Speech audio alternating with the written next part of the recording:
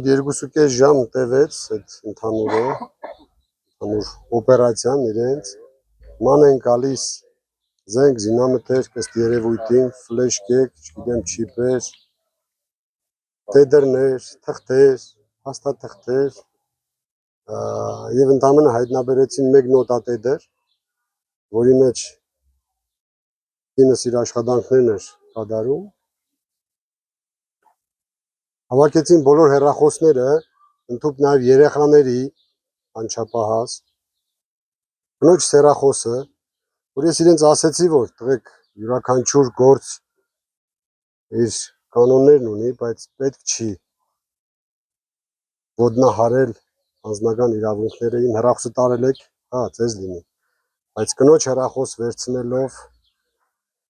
դա ուրիշ բան է, դա արդեն ոնց որ հոծ կարմիր գիծ է, որ անցնում ենք, դա նաև ուրիշի սրբության։ Երեխաները տանն էին։ Երեխաները տանն էին, հա։ Հեռախոսները տարան բոլորին։ Բոլորի հեռախոսները տարան, ես զգուշացրեցի, որ դա սրբության ոտնահարում է, որը հայտղուն սազական բան չի։ Տղաներն չէին ուզում, ոնց հասկացա տանեին, որտեղ զգացին, որ եթե իրենք լինեն իմ կարգավիճակում, իրենք էլ չէին ուզեն իրանց կնոջ հեռախոսը տարվեր, բայց ինչ որ SMS-ներ գրելով, խոսելով, ոնց որպես համար պնդեցին, որ տանեն։ Մա իրենց իրավունքն է։ Ոչ մի բան չեն հայտնաբերել, չէին էլ կարող հայտնաբերել, քանզի մեր ընտանիքը միանշանակ դա կապված է դրա հետ, որովհետև այսօր խոսք ունեի ասելու ես, ելույթ ունեի անելու եւ չկարողացա, հա, ըստ ստեղծված իրավիճակի եւ մեր ընտանիքում որևիցե բան չէին կարող հայտնաբերել, որովհետև մենք մեծացել ենք Գյումրեցու աչքերի առաջ, որպես բանվոր տարիներ շարունակ աշխատել եմ յուրաքանչյուր խանութի հետ եւ անձնապես բոլորը ինձ ճանաչում են, գիտեն, որ բացի սպորտից, կրթությունից, մշակույթից եւ ազգային ոգին բարձրացնելուց ես որևիցե այլ հագումներ չունեմ եւ ինչքան էլ փորձեն իրենք կպցնել, պիտակավորել, այս վերջին երկու օրվա պատկերը ցույց տվեց, որ հագարակ ռեակցիան է տալիս, երբ իշխանությունը ինձ թիրախավորում է, միանգամից մեր համախոհներն ավելի շատանում են եւ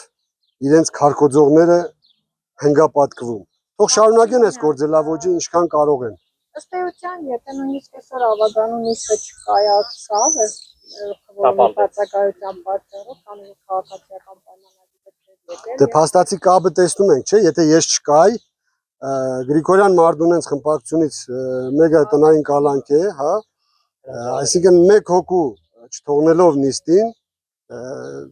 նիստը չէր կայանալու։ Փաստորեն հենց դրան էլ միտված էր եւ երբ որ մեքենայով շարժվանք այստեղից, մտքից ծերով անցավ, ասի կարողա ինչ որ բան սարքեն, հա, նիստը չկայանա, որովհետեւ շատ կարեւոր ելույթ ունեի այսօր։ Այո, Մարզբեդարանի դիմաց լուսացույցի տակ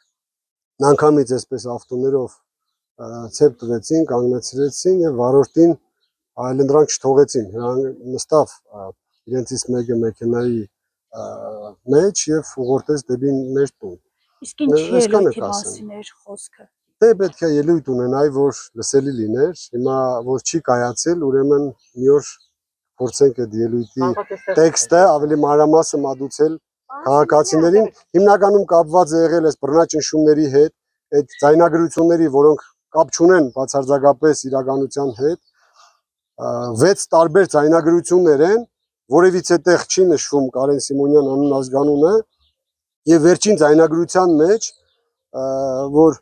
Սարաջյան Հասմիկը բացատրում է բոլոր մեր թիմագիստներին, որ պետք է պատասխանատուների հետ կապը պահելով աշխատանք տանել եւ դա նորմալ է, դա առանց պատասխանատու աշխատանքն է աննորմալ եւ մեր պատասխանատուների այսպես ասած կամքի շնորհիվ է, որ որևիցե մեր թիմակցի կողմից այսքան ժամանակ լպիր շարդայդություն չի եղել, որևիցե անգամ իշխանության վատ պահվածքի համար ինչ որ հայախառն արտահայտություններ չի եղել եւ հենց դա է պատասխանատուների ինստիտուտը, որը մենք ունենք այդ առավելությունը եւ պահելու ենք մինչեւ վերջ։ Իսկ անպատասխանատուների թիմում միշտ տեսել ենք ծաղրանք, անհիմն, այսպես ասած, շարով տալ, մանիպուլացնել, ես խորհուրդ եմ տալիս նաև իրենց, որ պատասխանատուների մեխանիզմով աշխատեն, որպեսզի իրենք էլ վայելեն Գյումրեցու իսկական հարգանքը։ Պարոն Սիմոնյան, այսինքն դուք այսպես ասած բացառում եք ձեր, հա, այսպես ասած այդ ձայնագրությունը, որ հրապարակվեց որպես ընտրակաշարքի բաժանում, ձեր այսպես ասած մասնակցությունը ընտրակաշարքի հետ։ Դե լավ էլի։ Տեսեք դուք ել եք ծիծաղում, որովհետև դուք հատած ճանաչում եք այս քաղաքում բոլոր ապրողներին, բոլոր քաղաքականությամբ զբաղվողներին։ Իհարկե բացառելի է դա։ Ինչի մասին է խոսքը, երբ որ դու մտնում ես ընտրապայքարի մեջ, ինքնաբերաբար կամավորներ են գալիս եւ փորձում են կամավորական աշխատանք տանել։ Կարող է հասնել 300-400-ի կամավորական աշխատանքը։ Որտեղից պետք է հասկանաս, կամավորների մեջ իրենք մարտիկ դրել են թե չէ, կարող է դրել են, 2 հոգով զապիս են կազմակերպում, ձայնագրություն են կազմակերպում եւ այդ ձայնագրությանը կցում են նաեւ մեր իրական թիմագիծների ձայնագրությունները, որոնք բացարձակապես խոսք չի գնացել ինչ որ ընդրակաշար կամ եւ այլ, այլ գնացել է որ գիտեք ինչ կա, դուք պատասխանատուներով պետք է աշխատեք, սրա սահմաններում պետք է աշխատենք։ Նաեւ մենք ունեցել ենք շտաբներ բազմաթիվ, որոնք օրինական ֆոնդերից գումարներ է փոխանցվել շտաբների համար, շտաբի պետի համար 120,000 դրամ եւ շտաբի պետի օգնականի համար, որոնք բաց թափանցիկ են։ Դա փոխանցումներով է կատարվել, բանկային քարտերով։ Հիմա ես չգիտեմ իրենք ինչ ձայնագրություններ են ստեղծում, հնարում, պեղում, դնում, կպցնում իրար, ինչ որ բան ստանում։ Եթե անգամ նման բաներ կան, ուրեմն մեր այդ բացարձակ կապ չունեցող բան է։ Մենք էս քաղաքում ապրել ենք եւ չենք պատրաստվում լքել քաղաքը, նորից ապրելու ենք։ Եվ չենք ուզում որևիցե քաղաքացու ինքնակնահատական գցելով ձայներ կորզենք, այլ հակառակը սերմանում ենք հայրենասիրություն, սերմանում ենք առողջություն, սերմանում ենք, որ մարդը պետք է բարոյապես առողջ լինի։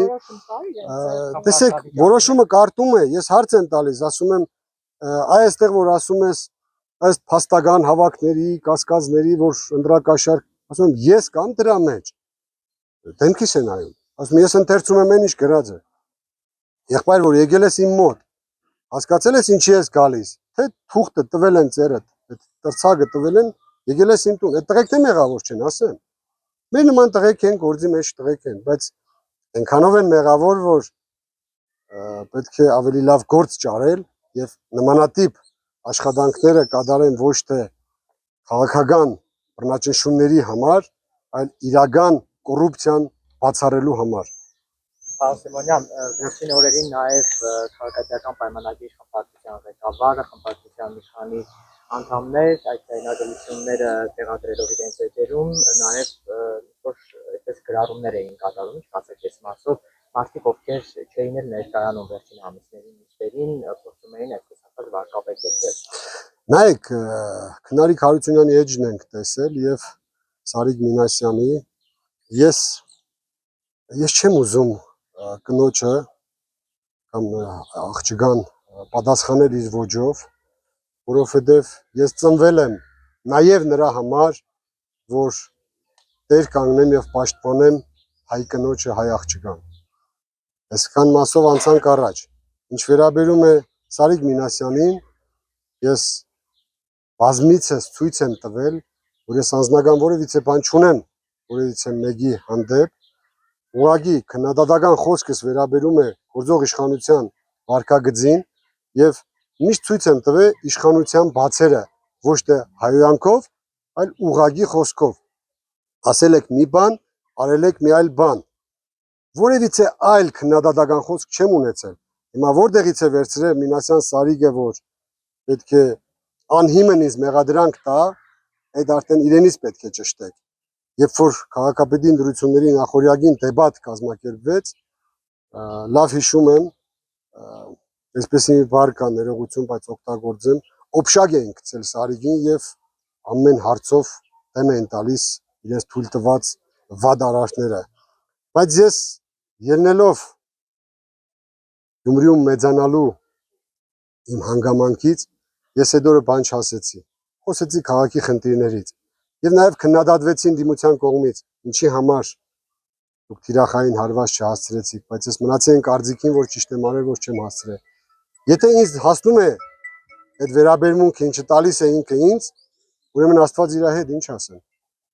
Արսիմանյան, Ես խոսք չունեմ։ կարգավիճակ ունեք։ Ոչ մի կարգավիճակ չունեմ, ինչի համար ունենամ։ Ինչի համար ունենամ։ Եթե չի հայտնաբերվել որևիցե բան, եւ ես չեմ գործել որևիցե բան, որով ինձ կարող են մեղադրել, ինչի համար կարգավիճակ ունենամ։ Ունեմ կարգավիճակ, Գյումրեցի տղու կարգավիճակն է իմը։ Իսկ սպասելիքներ ունեք, որովհետև կենտրոնական իշխանությունն ասում է, որ Գյումրիում այնուամենայնիվ կառավարությունը իշխանությունը փոխելու է, քաղաքը ղեկավարող։ Եվ տեսնում ենք, որ հիմա Մարտին Գրիգորյանից թվում լինելու է մանդատից հրաժարվելու ընդունելու գործընթաց, որպեսզի հաջորդի կոնե արտահերթ նիստ ունենան, բայց դուք չեք բացառում, որ օրինակ ցես կամ բացառում եք, որ ցես կարող է տնային կալանքի ենթարկել եւ այս դեպքում չկարողանաք բացառել։ Ես ոչ մի բան չեմ բացառում քաղաքականության մեջ, քանի դեռ իշխանության է քաղաքացիական պայմանագիրը, իրենք ամեն ինչ անելու են, որպեսզի Գյումրին խլեն քաղաքացիների ձեռքից, դիմադիրների ձեռքից, դիմադիր ոչ թե 4 ֆրակցիան են, այլ այն ամբողջ 30,000 մարդիկ, ովքեր քվեարկեցին հանուն քաղաքացիական պայմանագրի իշխանազրկման, ըստ երևույթին կարելի է ենթադրել, որ ուզում են գնան սահմանադրական փոփոխության հանրաքվեի, դրա համար պետք է յուրաքանչյուր քաղաքում, գյուղում որևիցե անձ, որը կարող է իր քարոզով ոչնդոտել այդ գործընթացին, որ Հայաստանը սկուտեղի վրա մատուցվի Թուրքիային եւ Ադրբեջանին, իրենց չեզոքացնեն։ Հիմա դա կլինի տնային կալանքի միջոցով, կլինի ձերբակալության միջոցով։ Ես չգիտեմ, թե այլ մեթոդներով ամեն ինչն էլ սպասելի է։ Բայց մենք էլ մեր հերթին ունենք պարտականություն, պարտավորություն, որ մեր պայքարը միջև վերջ տանենք կոռեկտության դաշտում եւ ինչքան հնարավոր է խանգարենք այն գործողություններին, որոնք կարող են վնաս հասցնել Հայաստանի Հանրապետությանը։ Ես բացարձակապես պատահական չեմ համարում Թուրքիայից եւ Ադրբեջանից հնչող այն լոզունգներին, որ եթե խաղաղություն, ապա պետք է անպայման սահմանադրություն փոխեք, մոռանաք ցեղասպանության մասին եւ ադրբեջանցիների վերադարձը ապահովեք։ Մեր իշխանությունը հերքում է այդ բանը, ասում է, որ չկա նման բան։ Եթե չկա նման բան, այս դու գնում ես խաղաղության մի երկրի հետ, որը առավոտ, ցերեկ եւ երեկո պրոպագանդում է, որ պետք է Արևմտյան Ադրբեջանի փախստականները վերադառնան, ինչ խաղաղության մասին ենք խոսում։ Ուրեմն չկա այդտեղ խաղաղություն, կամ մեր վարչապետին են խաբում իրենք, ինքը չի հասկանում, որ ինքը հասկացում եմ։